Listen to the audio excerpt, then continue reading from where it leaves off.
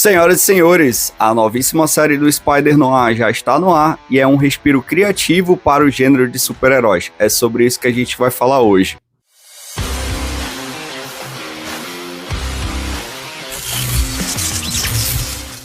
Senhores, esqueça Peter Parker, aquele adolescente do colégio cheio de problema. Essa série vai falar de algo totalmente diferente, investigação criminal e uma Nova York bem antiga. Eu acabei assistindo 2 episódios dessa nova série do Amazon Prime com o nosso querido Nicolas Cage protagonizando o Aranha.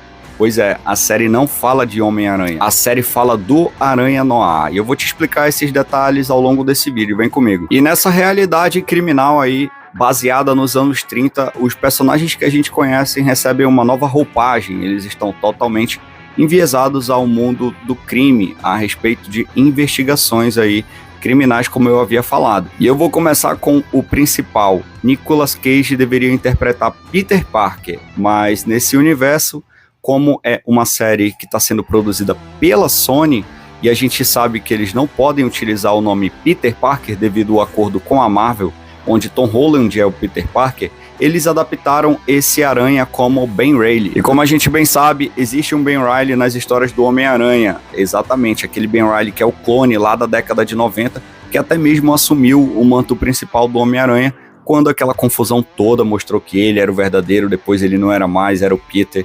Uma confusão doida. Hoje, o Ben Reilly, ele é o Aranha Escarlate. Mas beleza, deixa eu te explicar uma coisa. Como a Amazon Prime não pode adaptar o Peter Parker, eles optaram por colocar o Ben Reilly. O Ben Reilly nada mais é do que um Peter Parker clonado. A série não retrata isso, a série nem chega perto disso. Talvez eles só tenham usado esse nome por não poder usar Peter Parker. E no fim a gente sabe que o Aranha Noir é sim o Peter Parker. Tá bom. Outra mudança é que a série não se chama Homem-Aranha, e sim Aranha. Inclusive, quando você assiste, você vai perceber que eles citam, o Homem-Aranha só como o Aranha. Entre essas e outras diferenças, eu destaco que o Ben Reilly aqui da série, ele já é um homem mais velho, meio que aposentado, já abandonou o manto aí de Aranha, inclusive passou por um trauma pessoal, uma perda muito significativa em sua vida, que eu não vou dar spoiler aqui pra tu ir lá assistir, e depois tu volta e comenta nesse vídeo. E falando do Nicolas Cage, cara, esse cara é um verdadeiro nerd. Nicolas Cage, inclusive, tá botando o dinheiro do próprio bolso dentro dessa série. Isso significa que ele quer que a série dê certo, pessoal? Significa que ele quer que seja um sucesso. E eu só assisti 2 episódios dessa série e gostei bastante. Tô doido pra assistir os demais, pra vir comentar com vocês aqui. E como eu falei, o Ben Reilly tinha deixado de ser o Aranha. O que eu pensei na hora? Cara, isso aí vai ser igual o Demolidor Born Again. Ele vai ficar sem ser o Aranha, e no último episódio ele vai ser o Aranha, a gente vai ter que esperar uma segunda temporada. Não, no segundo episódio ele já assume o manto. Esse spoiler aí não vai mudar a tua experiência, não vai mudar nada pra ti na série, então pode ir lá tranquilo assistir, continua aqui, não vou dar spoiler da trama, do roteiro, pode ficar tranquilo. Outro personagem que aparece nessa série é o Robbie Robertson, aquele mesmo que trabalha lá no Clarim Diário com o J. Jonah Jameson. E aqui a gente não tem o J. Jonah Jameson, apesar de que nos quadrinhos do Homem-Aranha Noir ele existir, E aqui esse personagem ele faz sentido, porque ele acaba investigando coisas ali e dando ali um lado mais humano, visto que ele não é um super-herói, bem bacana pra série. E na linha normal, ali a 616 do Homem-Aranha, o Robin é um cara que ele sempre fica ao lado do Peter, quando é pra defender o Homem-Aranha ali no Clarim Diário.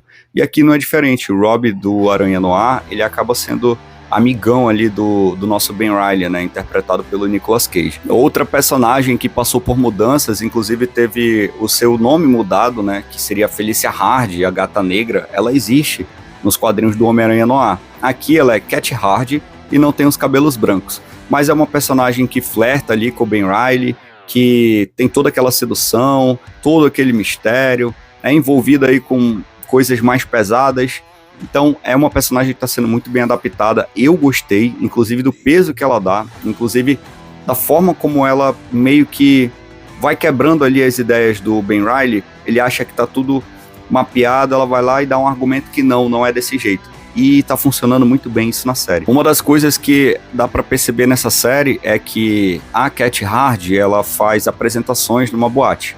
Na HQ, inclusive essa HQ aqui que foi inspiração para essa série, a Felicia Hardy, ela tem uma boate, que é a boate da Gata Negra. Eles não vão adaptar isso dessa forma, mas ficou ali uma referência aos quadrinhos, eu gostei bastante. E agora falando de uma das personagens que mais chamou atenção nessa série, que é um alívio cômico, que inclusive faz com que o escritório do Ben Reilly não seja uma coisa chata como a gente vê ali em Jessica Jones, porque convenhamos, a primeira temporada de Jessica Jones é sim muito boa, porém as partes que envolvem ali o Alias, que é o escritório dela de investigação, é chata. E aqui isso é totalmente diferente. E isso tudo se dá por conta da Janet Ruiz, que é uma secretária fiel, leal aí ao Ben Reilly, né? Que inclusive toma a frente dele em algumas situações, falando que eles precisam de dinheiro, que ela precisa receber e tudo mais. E ela é uma personagem muito corajosa, uma personagem ali que é pavio curto, ao mesmo tempo é muito engraçada, enfrenta até vilões ali. Eu achei que eles acertaram muito, não ficou aquela piada paspalhona, forçada demais, que repetidamente você vê e acaba não achando graça. Não acontece isso. Dosaram muito bem isso na série. Temos Flint Marko na série, o nosso querido Homem-Areia, mas não tão areia assim, né? Talvez pelo baixo orçamento da série, o Homem-Areia acaba tendo seus efeitos visuais ali um pouco humilde demais. Nessa série, ele é o guarda-costas da Cat Hard, né? No caso, a Felícia. E acaba que ele vai sumir ali e ela vai ter que ir atrás dele. E ela vai depender um pouquinho ali do nosso querido Ben Reilly. E é aí que começa a relação dos dois. Relação essa que eu não sei se vai ser amorosa aí, tá, galera? Eu não assisti os outros episódios. Nesses episódios já digo pra vocês que não tem nada de romance nessa série. Também temos o Lonnie Lincoln na série, que nos quadrinhos a gente sabe que é o Lápide.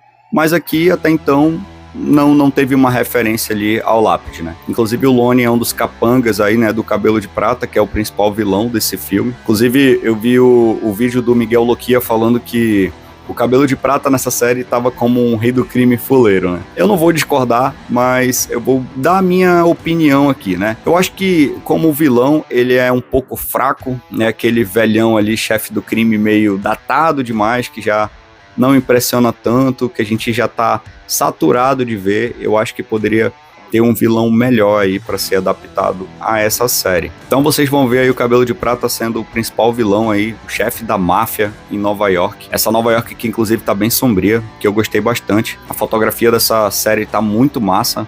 Alguns efeitos especiais eu diria que isso aqui não me convenceu, mas na sua maioria tá bem trabalhado. Eu acho que eles acertaram bastante nessa série em termos de efeito especial. A gente vê muita coisa feita ali de forma manual mesmo e muita coisa em CGI. Então eles souberam dosar ali e fazer uma parada apresentável que pra mim agradou bastante. E você pode assistir essa série de duas maneiras, preta e branca ou colorida. Os caras gravaram essa série com um brilho excelente para quando você fazer o switch pro preto e branco, você ter qualidade máxima na imagem, não ter aquela escuridão, você consegue ver os detalhes de cenário, de personagem, algo que ficou muito bom. Eu testei ali o preto e branco, vi algumas cenas, mas preferi ir no colorido. Mas isso daí é uma opção pessoal. Vai lá e testa que você vai ver o que é melhor para você assistir Aranha Noir. Mas eu já adianto que para uma série de investigação criminal, onde a gente tem o personagem principal com a sua roupa toda preta, um Aranha Noir, como o nome já diz, as silhuetas, o tom sombrio, o preto e branco dessa série ficou muito bem adaptado. O próprio Nicolas Cage falou que a opção colorida vai ser melhor para a nova geração, mas o tom noir, ou seja, a versão monocromática da série, é onde de fato o coração dessa série está. Então, senhores, essas foram as minhas considerações sobre essa série. A gente vai continuar assistindo ela para trazer resenha aqui para vocês, mas agora me conta a tua opinião. Não esquece de curtir esse vídeo e acompanhar a gente para os próximos. E esse foi o vídeo sobre primeiras impressões de Aranha Noir no Amazon Prime. Valeu!